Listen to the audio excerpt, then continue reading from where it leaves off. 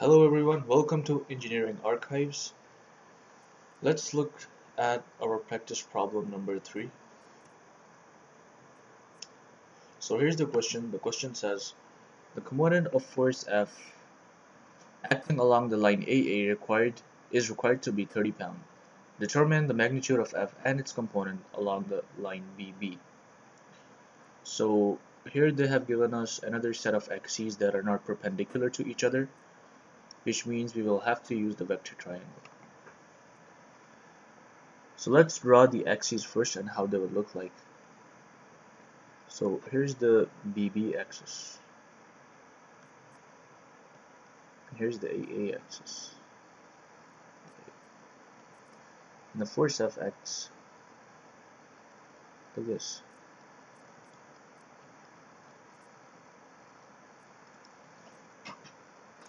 So they have given us the magnitude for the component of F along the AA axis, or in other words, this component right here, right? So instead of drawing F like the way they have in the diagram, how about we just move it a little bit further and draw it on the opposite side.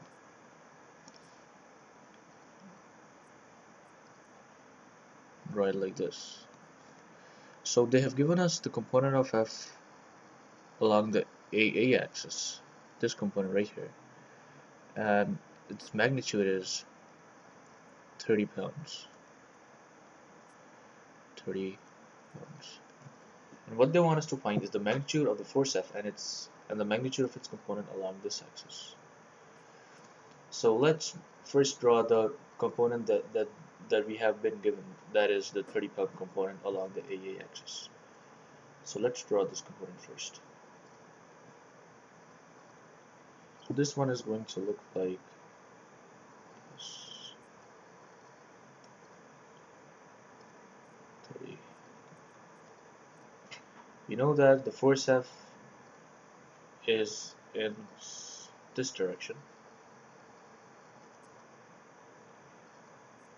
like this.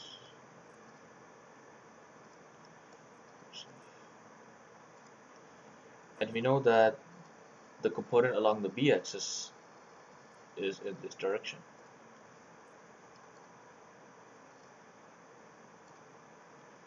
Notice that now our triangle is complete, and it also follows the head to tail or head to tip rule, which states that the resultant vector F should start at the tail of the first vector and it should end at the tip of the second vector, just like in our triangle right here.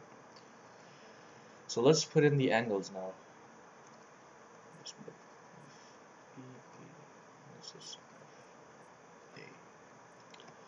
So the angle between the line of F and the B axis is 180 degrees. So from this diagram that we have drawn, we can easily see that this angle is equal to this angle right here. So this angle should be 80 degrees. And so we will put in 80 degrees right here.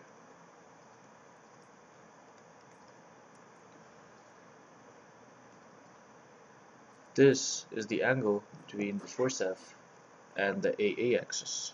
In other words, 60 degrees. Well, this angle is just 180 minus 80 plus 60, which is 40 degrees.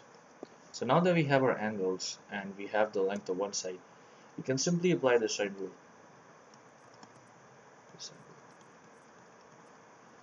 And according to the sine rule, if you don't know what the sine rule is, you can just Google it up. But according to the sine rule, F over sine of 40 should be equal to 30 over sine of 80 degrees. And once we solve for F, we get the value 19.6 pounds.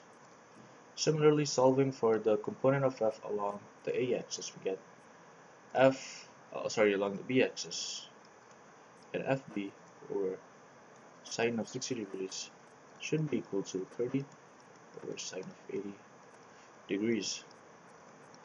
and the value of FB that we get is 26.4. So this was a simple and easy procedure for this question. It wasn't too hard, basically the same procedure that we have been doing for the previous problems. So just practice a bit. Thank you very much. See you in the next video.